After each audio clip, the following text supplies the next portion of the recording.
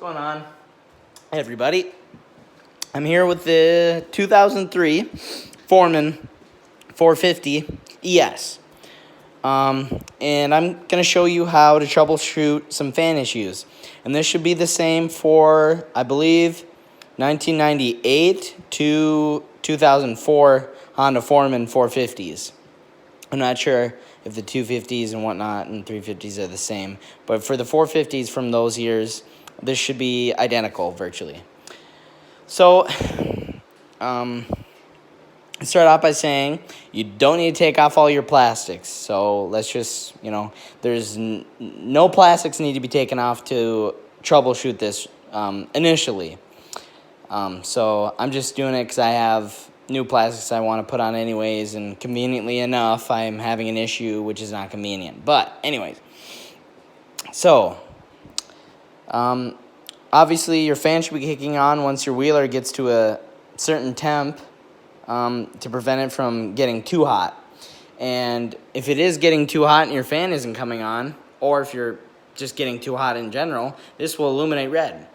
And that's your oil temp sensor, or oil temp light, sorry. And mine, oddly enough, would be coming on when I fired it up and ran it for a couple minutes. It would come on and then it would turn off. But then, obviously it was getting hot. The fan wasn't coming on, so then it illuminated again, and I knew, it was illuminating that time because it was actually getting hot.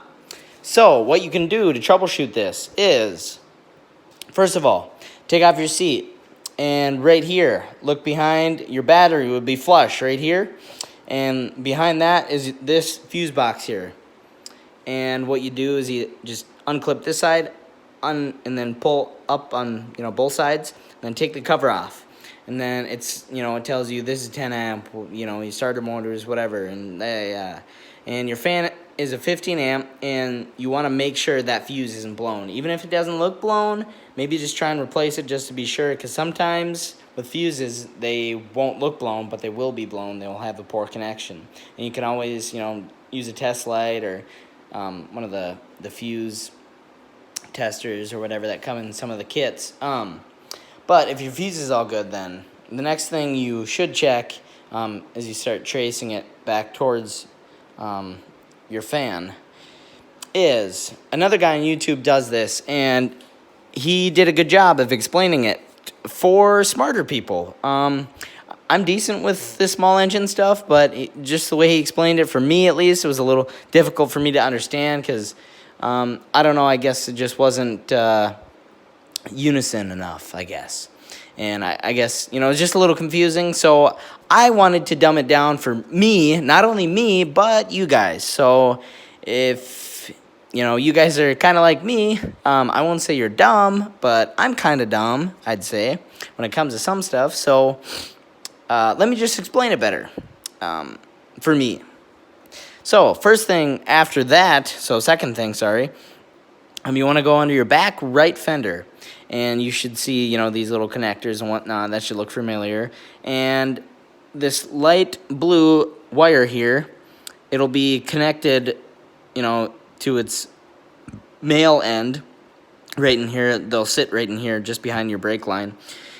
But you want to disconnect those and put a gator clip, put it inside the female, make sure it's getting a good connection. You want to take this black gator clip. I know it's backwards, but you want to put it to your battery and get power here. And then you want to take this red one, take another gator clip, also put it on there, and you're going to want to ground that. You want to turn the key on and then ground it and, close the circuit.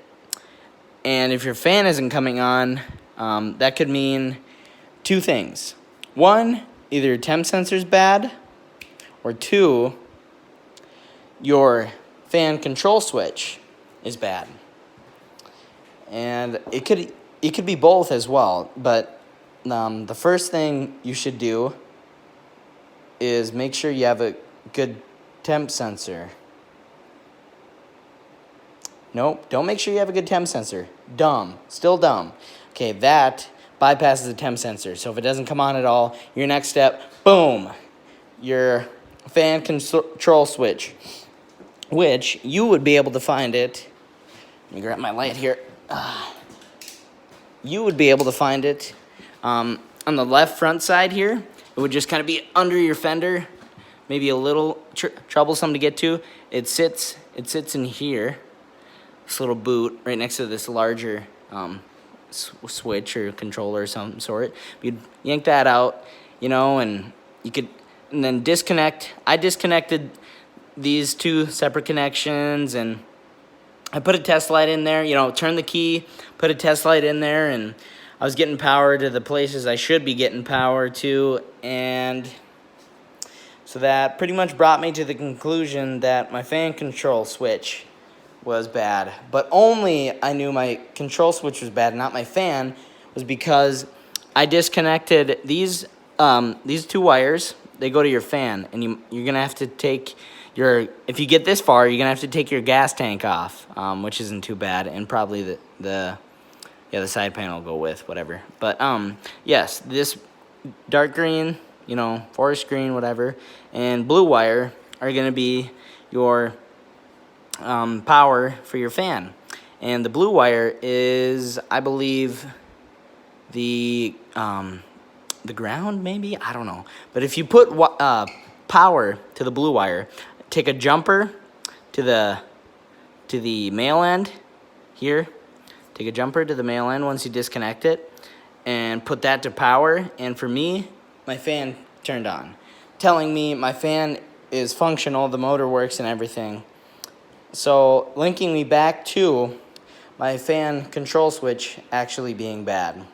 Obviously, check for broken wires between the two, but the fact that my fan didn't come on when my temp sensor was a closed circuit tells me that my control switch is bad, not allowing the power to continue through and tell my fan, you know, that it needs power and to turn on because it's warm.